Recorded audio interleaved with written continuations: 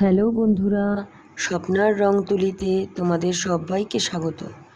আবার চলে এলাম নতুন একটা ভিডিও নিয়ে। এই যে টপটা দেখছো, এটা আমার মেয়ের টপ।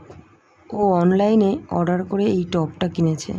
টপটার রং সাদা দেখে আমার মোটেই ভালো লাগছিল না, কারণ সাদা রং আমার ভালো লাগে না। একটু কালারফুল জিনিস আমার ভালো লাগে। তাই ভাবলাম যে এই সাদা টপটার ফ্রন্ট পার্টে যদি গোলাপ আঁকি কেমন হয়। তো যেই ভাবনা সেই কাজ, সেই মতো টপটার ফ্রন্ট পার্টে এই গোলাপ দুটো আঁকলাম। তো বন্ধুরা, এই টপটাতে গোলাপের আঁকাটা যদি ভালো লাগে তাহলে প্লিজ লাইক করো, আর কমেন্টে তোমাদের মতামত জানিও।